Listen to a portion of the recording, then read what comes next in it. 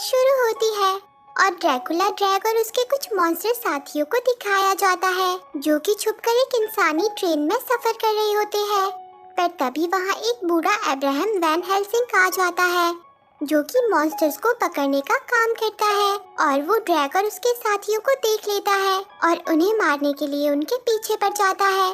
पर ड्रैग हर बार उल्टा उसी की बैंड बजा देता है और खड़ूस बूढ़ा अब्राहम वैन हेल्सिंग हर बार नाकामयाब हो जाता है। और फिर कुछ टाइम बाद ड्रैग के होटल ट्रांसिल्वेनिया को दिखाया जाता है जहां आज कटीले कार्ल की शादी होने वाली है जिसकी दुल्हन को ड्रैग की प्यारी बेटी मेविस तैयार कर रही होती है। पर दुल्हन की घबराहट को देखकर मेविस उसे समझाती है कि इससे कोई फर्क नहीं पड़ता कि तुम कहां से आए हो या कितने अलग हो।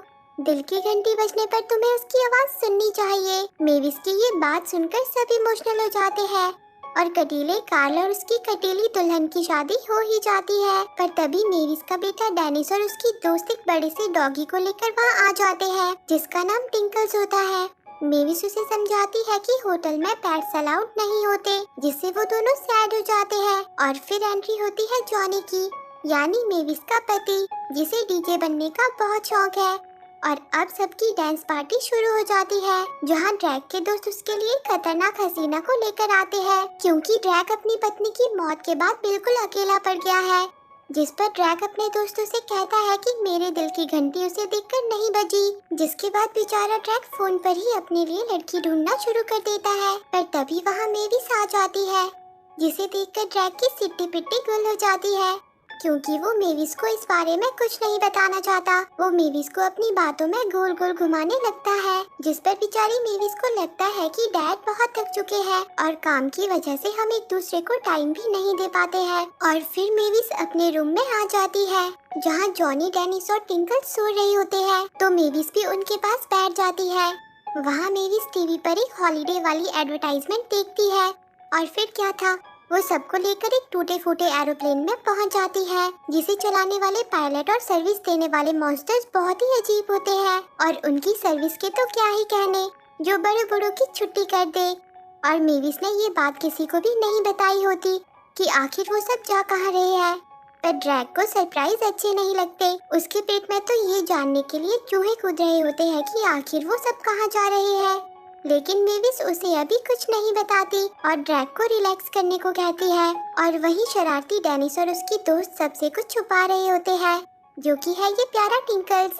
डेनिस इससे बहुत प्यार करता है जिसके बाद ये सब आसमान से सीधा समुद्र में पहुंच जाते हैं और अपनी डेस्टिनेशन बरमुंडा ट्रायंगल्स में आ जाते हैं जिसे देखकर सब बहुत खुश होते हैं जहां उनके असिस्टेंट आधे इंसान और मछली शरीर वाले मॉन्स्टर्स होते हैं जो कि उन्हें उनका हॉलीडे क्रूज दिखाते हैं जिसके लिए सब बहुत एक्साइटेड होते हैं और जल्दी से उस क्रूज पर आ जाते हैं और अपने हॉलीडे पर निकल पड़ते हैं जहां कोई फोटो शूट कराने में लग जाता है तो कोई अपनी गलतियां छुपाने में। जैसे ये दोनों छुटकू टिंकल्स को एक नया होलिया दे देते हैं और कहते हैं कि ये बॉब है। सभी को यहाँ पर बहुत अच्छा लग रहा होता है सिर्फ ड्रैग को छोड़कर।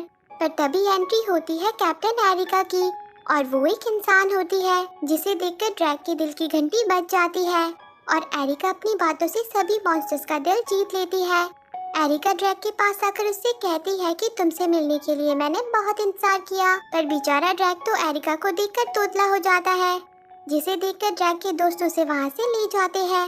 वो ड्रैग को होश में लाने की कोशिश करते हैं और कहते हैं कि भाई तू ठीक तो है ना। जिस पर ड्रैग कहता है कि मेरे दिल की घंटी बज गई।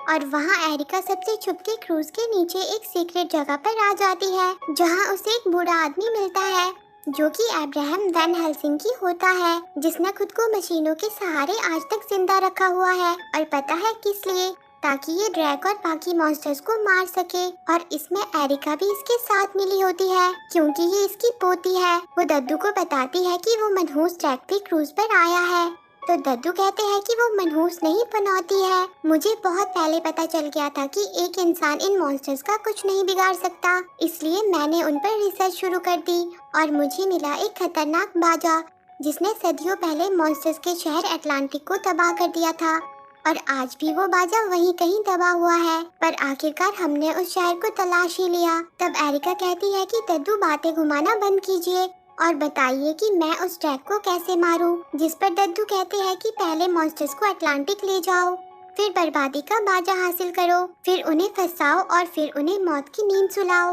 और वहीं अब बेचारा ड्रैग पूरी तरह से प्यार के रंग में रंग जाता है, पर मेविस इस बात से बेखबर होती है कि उसके डैड को प्यार हो गया है। पर ड्रैग के दोस्त ड्रैग को एरिका के नाम से चिढ़ाकर पूरे मजे लेते हैं, लेकिन ड्रैग उन सबसे कहता है कि तुम इस बारे में मेविस को कुछ मत बताना। जिसके बाद ड्रैग मेविस, जॉनी और डेनिस के साथ मस्ती करने पूल में पहुंच जाता है और तभी एरिका आकर सबसे कहती है कि हम अपनी पहली डेस्टिनेशन पर पहुंच गए हैं, जो कि है पानी के नीचे छिपा ज्वालामुखी, जिस पर सारे मॉन्स्टर्स पानी के अंदर जाने के लिए तैयार हो जाते हैं और पानी के अंदर पहुंच जाते हैं। लेकिन ये क्या, एरिका भी भेस बदलकर यहाँ आ गई और वहाँ ड्रैग अपने पूरे परिवार के साथ पानी में खूब मजे कर रहा होता है और एरिका यहाँ पर ड्रैग को मारने के लिए आई होती है।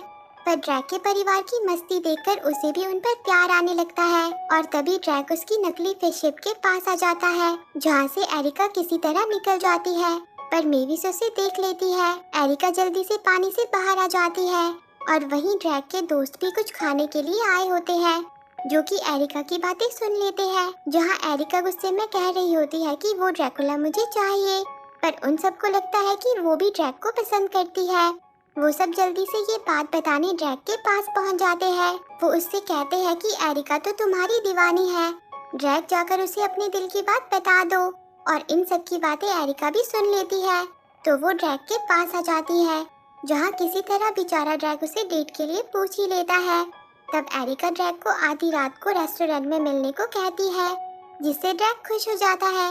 और वहीं अब क्रूज अपने दूसरे स्टॉप वीराना आइलैंड पर पहुंच जाता है, जहां सारे मॉन्स्टर्स आइलैंड पर आ जाते हैं। वहां ड्रैग मेविस से कहता है कि तुम्हें और जॉनी को थोड़ा टाइम अकेले में बिताना चाहिए। मैं और डेनिस बाकी भूत मंडली के साथ थोड़ी मस्ती कर लेते हैं, जिस पर मेविस जॉनी के साथ डेट पर आ जाती है। वो जॉनी से कहती है कि तुम्हें नहीं लगता डैड थोड़ी सी अजीब हरकतें कर रहे हैं? तो जॉनी मेविस से कहता है कि कुछ नहीं, बस उनका कैप्टन पर दिल आ गया है। तुम्हें इससे कोई प्रॉब्लम तो नहीं है ना? तो मेविस कहती है कि नहीं, मैं तो बस उन्हें खुश देखना चाहती हूँ। पर अंदर ही अंदर मेविस के दिल में कोई बात खल रही होती है और अब ड्रैग भी अपनी डेट नाइट पर पहुँच जाता है। पर वहीं एक गड़बड़ हो जाती है। मेविस डेनिस के पास पहुंच जाती है, जहां उसे पता चलता है कि ड्रैग डेट पर गया है और ड्रैग बेचारा बहुत नर्वस होता है।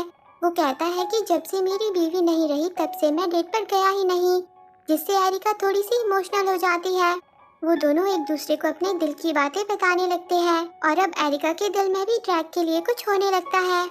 पर तभी वहाँ मेविस पहुँच जाती है। ड्रैग मेविस को बातों में उलझाने लगता है और वहाँ से भाग जाता है।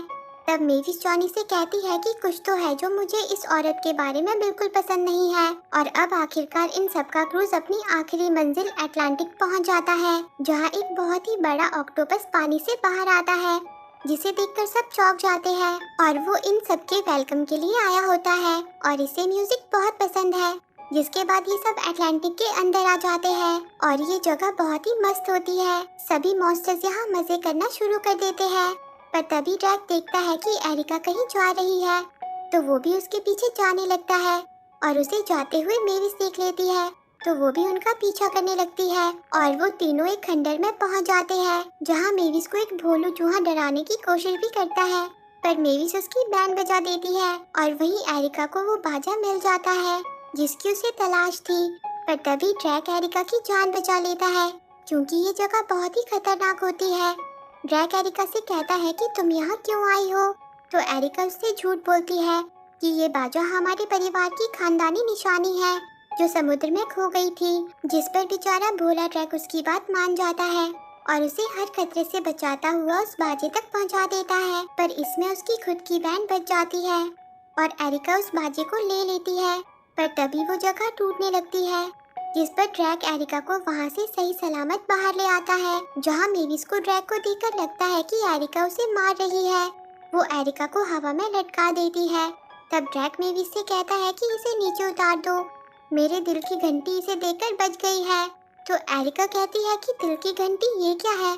जिस पर ड्रैग उसे बताता है कि जैसे पहली नजर में प्यार हो जाना। पर एरिका कहती है कि नहीं, ये नहीं हो सकता, मैं एक मॉन्स्टर को नहीं अपना सकती। और फिर वो वहाँ से चली जाती है।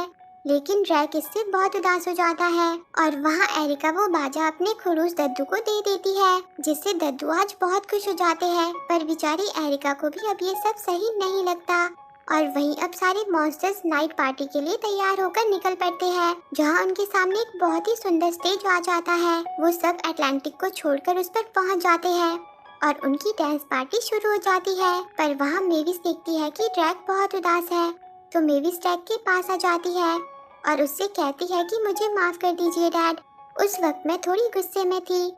असल में मुझे लगा मैं आपको खो दूंगी। तब ड्रैक कहता है कि तुमने ऐसा सोच भी कैसे लिया, मेरे लिए सबसे पहले मेरी फैमिली है। तो मेविस कहती है कि डैड आपको एरिका को मनाना होगा, जिससे ड्रैक भी खुश हो जाता है। पर तभी वहाँ दद्दू पहुँच जाते हैं और वो सबको बताते हैं कि एरिका मेरी पोती है और अब हम दोनों तुम सबकी बैंड बजा देंगे।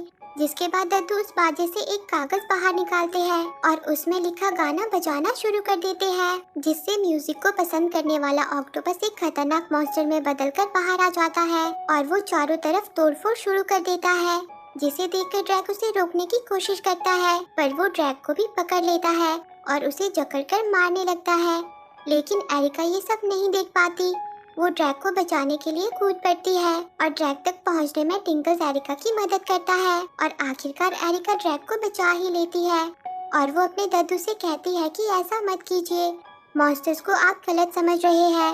ड्रैकुला ने मेरी जान बचाई थी, मुझे माफ कर देना ड्रैकुला। शुरू में मैं तुम्हें मारने की कोशिश कर रही थी, पर मैं मॉन्स्टर्स के बारे में गलत थी और फिर मेरे दिल की घंटी बजी, जिसे सुनकर ड्रैक खुश हो जाता है और वो और एरिका एक हो जाते हैं। पर दद्दू ये सब नहीं देख पाते, वो उन्हें मारने की कोशिश करते हैं। पर तभी जॉनी का डीजे भूत जाग जाता है। वो ड्रैक को लेकर अपना तामझाम लगा देता है और एक ऐसा गाना बजाता है जिसे सुनकर तो बड़े बड़े ठुमके लगाने पर मजबूर हो जाए। उसे सुनकर ऑक्टोपस भी झूम उठता है और सब नाचने लगते हैं। दद्दू का कागज भी फटकर बिखर जाता है और लंबू, मोटू, पतलू, छोटू सब नाच उठते हैं। लेकिन तभी दद्दू नीचे गिर जाते हैं, जिसे बेचारा ड्रैक मरने से बचा लेता है। ये देखकर दद्दू बहुत शर्मिंदा होते हैं। वो सभी मॉन्स्टर से माफी मांगते हैं और उन सबको 100% रिफंड कर देते हैं, जिससे सब बहुत खुश हो जाते हैं और अपने घर वापस लौट जाते हैं। और अब ड्रैक एरिका को अपने होटल ट्रांसिल्वेनिया में लाकर प्रपोज करता है कि क्या तुम मुझसे शादी करोगी, जिस पर एरिका हाँ कर देती है और सभी बहुत खुश हो जाते हैं। और इसी के साथ ये मूवी एंड हो जाती है।